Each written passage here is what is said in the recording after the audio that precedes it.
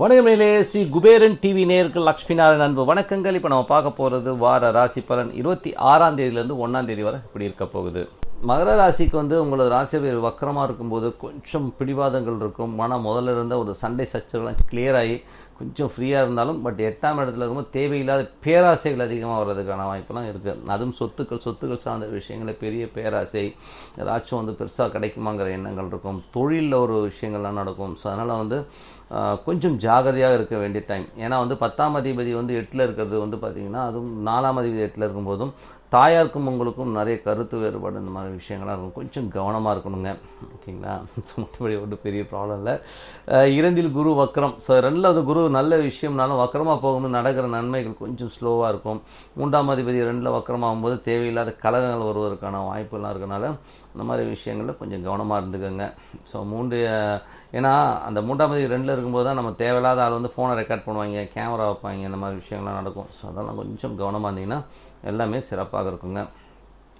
4ஆம் அதிபதி 8ல் இருக்கனால தாயாருக்கும் உங்களுக்கும் நிறைய கருத்து வேறுபாடுகள் வரும். பூமி சம்மந்தமான விஷயங்கள்லாம் ஈடுபடும்போது கொஞ்சம் கவனமாக இருங்க.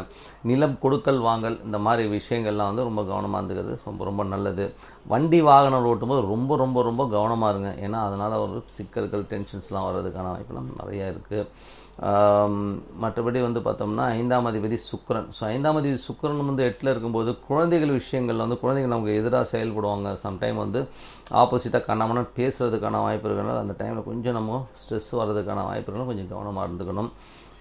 6ஆம் அதிபதி புதன் 7ல் இருக்கிறனால தொழிலாளர்கள் நல்ல நன்மைகள் கிடைக்கும். கேட்ட இடத்துல பணம் கிடைக்கிறதுக்கான வாய்ப்புலாம் ரொம்ப நல்லா இருந்தாலும் கூடவே சூரியன் அஷ்டமாதிபதியும் கூட இருக்கும்பொழுது கொஞ்சம் ஜாகிரதையாக இருக்கணும்.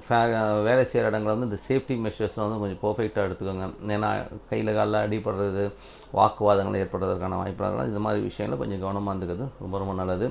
7ல் பார்த்திங்கன்னா அஷ்டமாதிபதி இருக்கார், 6ஆம் அதிபதியும் இருக்கும்போது தேவையில்லாத வாக்குவாதங்கள் கணவன் மனைவிக்கு நடுவில் வரும். ஸோ அதனால் கொஞ்சம் ஜாக்கிரதையாக பொறுமையாக ஹேண்டில் பண்ணுங்கள். இது ஒரு மாத கிரகம் தான், ஒன்றும் பெருசாக இல்லை. பட் இருந்தாலும் இந்த ஒரு மாதம் மட்டும் மகர லக்னமும் மகர ராசிக்காரர்களாக இருந்தீங்கன்னா இந்த மாதிரி விஷயங்களும் கொஞ்சம் கவனமாக இருந்துக்கிறது ரொம்ப ரொம்ப நல்லது. 8ல் செவ்வாய் இருக்கும்போது தேவையில்லாத மூர்க்கத்தனமான கோபங்கள் வரும். கூடவே சுக்கிரன் இருக்கும்போது பெண்கள் விஷயங்களில் நீங்கள் கொஞ்சம் ஜாகிரதையான பெண்களாகவே இருந்தீங்கன்னா, நீங்களே மகர ராசி பெண்ணாக இருந்தீங்கன்னா நீங்கள் ஆண்கள்கிட்ட பழகும்போது கொஞ்சம் கவனமாக இருக்கும். அதனால் நமக்கு ஒரு தகுதி குறைவு ஏற்படும் அப்படிங்கிறது மைண்டில் வச்சுக்கணுங்க. ஸோ 9ஆம் அதிபதி புதன். 9ஆம் அதிபதி புதன் உங்களுக்கு 7 அஷ்டம அதிபதி இருக்கும்போது அப்பாவுக்கு உங்களுக்கும் கூட நிறைய கிளாஷஸ் வர்றதுக்கான வாய்ப்பு இருக்குது. ஏன்னா அஷ்டம அதிபதி கூட இருக்கும்போது அந்த சின்ன சின்ன பாதிப்புகள் ஒரு டென்ஷனுக்கு உண்டாக்கிடும், சண்டை சச்சரவு ஏற்படுத்துனாலும் அந்த மாதிரி விஷயங்களை கவனமாக இருந்துக்கணும். ஐயோ என்னென்ன எல்லாம் இப்படியே சொல்லிக்கிறேன், இல்லைப்பா இருக்கிறத சொல்கிறோம், அவ்வளோதான். 10ஆம் அதிபதி தொழில் சார்ந்த விஷயம் ரொம்ப கவனம். ஏன்னா இந்த 8ங்கிறது அவ்வளோ கொஞ்சம் பிரச்சனையான ஒரு விஷயம். அது மட்டும் இல்லாமல் 8ஆம் இடத்துல இருக்க செவ்வாய் பார்த்தீங்கன்னா பார்வைகள் வேறு இருக்குது. ஸோ பார்வைகள் நீங்கள் எதாவது ஏடாகூடமாக பேசுகிற ஒவ்வொரு சில விஷயங்களுமே பார்த்திங்கன்னா அது பிரச்சனையை உண்டாக்கிடுங்கிறது கவனமாக இருக்கணும். அதுவும் பாதகஸ்தானத்தையும் செவ்வாய் பார்க்குறது, ஓகேங்களா? செவ்வாய் பார்க்குறது பாதகஸ்தானத்தை பார்க்கும், கேதுவை பார்க்கும்போது சட்ட ரீதியான விஷயங்களை மாட்டிப்பீங்கன்றனால தான் சொல்கிறேன். ரொம்ப பேராசைப்படாமல் கொஞ்சம் கவனமாக இருந்துக்கிறது ரொம்ப ரொம்ப நல்லது. லாபங்கள்லாம் நல்லா இருக்கும். பட் இருந்தாலும் கொஞ்சம் கவனம் தேவை. தேவையில்லாத கோபங்கள், தட்டார் பேசுகிறது, தூக்கி பேசுகிறது, இந்த மாதிரி விஷயங்கள் நடக்கும். ஸோ அதனால் அந்த மாதிரி விஷயங்கள்லாம் கொஞ்சம் கவனமாக இருந்தீங்கனாலே எல்லாமே சிறப்பாக இருக்கும்.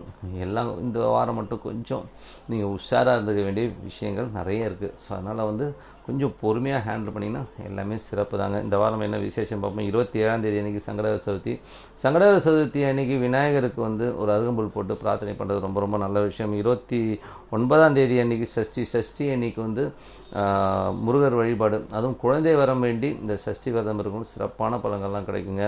31ஆம் தேதி அன்றைக்கி அஷ்டமி அன்றைக்கி காலபைரவர் வழிபாடு, அதுவும் ராகு காலத்தில் இருக்கும்போது பகைவர்களை தகர்த்தெறிவர் காலபைரவர். ஸோ நல்ல விஷயங்கள், நல்ல மாற்றங்கள் இருக்கும். இந்த வாரம் மட்டுமல்ல, வருகின்ற எல்லா வாரம் உங்களுக்கு சிறப்பாக அமைய இறைவனை பார்த்துக்கொண்டு உங்களிடம் விடைபெறுவது உங்கள் லக்ஷ்மி நாராயணன். நன்றி, வணக்கம்.